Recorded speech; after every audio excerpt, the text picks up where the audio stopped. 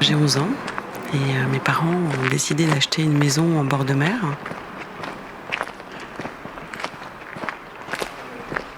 J'ai des souvenirs petite fille dans cet esprit de totale liberté, de pouvoir descendre à la plage quand je voulais et me faire des grandes balades pendant des kilomètres sans but, simplement marcher en suivant la falaise, entre la falaise et la mer.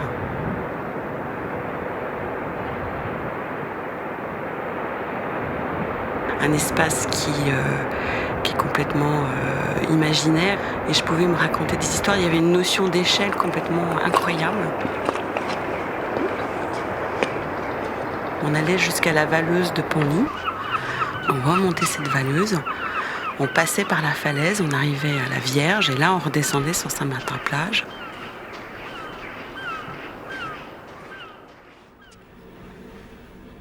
On partait comme ça pour des heures de promenade, de rigolade. La valeuse de Penly, c'était à peu près là où on avait le plus de perspectives et de panorama. Aller se baigner quand on veut, prendre juste sa serviette sur l'épaule et descendre, n'être tributaire de personne pour pouvoir bouger, circuler, avoir la possibilité aussi d'avoir une bande d'amis, ça c'était génial.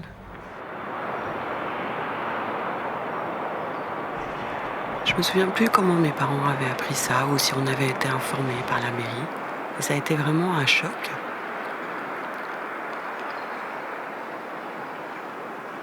On ne comprenait pas ce qui allait se passer.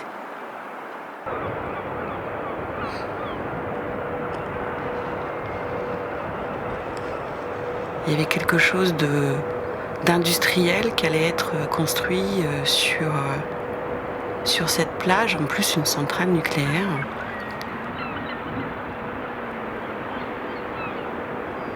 Et là, ça a tout changé. En discutant avec les voisins, tout le monde s'est plus ou moins décidé à vendre. Mais rien s'est vendu.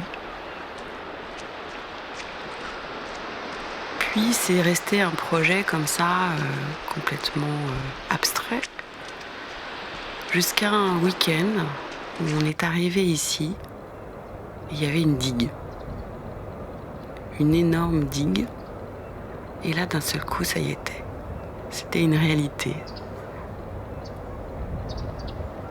C'est-à-dire que c'était plus des revues qu'on recevait nous expliquant ce qu'allait se passer, c'était visible.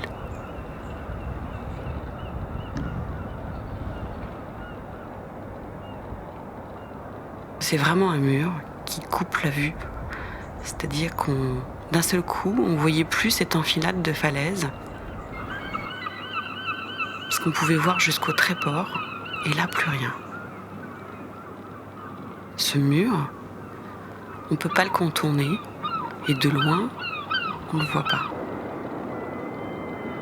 La première fois aussi que je suis allée pour le voir, ça a été très dur d'être obligée d'arrêter ma promenade. On est tout petit à côté.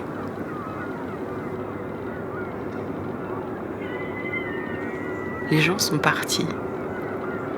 Les hôtels ont fermé, les restaurants ont fermé, les bars ont fermé, l'épicerie a fermé, le petit marché qui avait lieu 2 fois par semaine n'a plus existé, le boulanger, le charcutier, le boucher qui eux aussi descendaient 2 fois par semaine dans une petite boutique en bas, ça a disparu et c'est devenu un désert.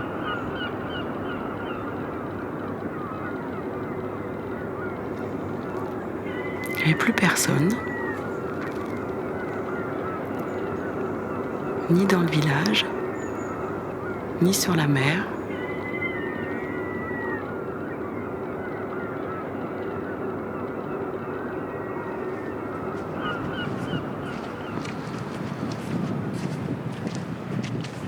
Je m'y suis jamais habituée. Encore aujourd'hui, à plus de 50 ans, quand je descends, je regarde à gauche. Et de temps en temps, prends conscience que cette digue est là, ça me fait le même effet que la première fois. C'est toujours aussi sidérant, toujours incompréhensible, qui est ce mur.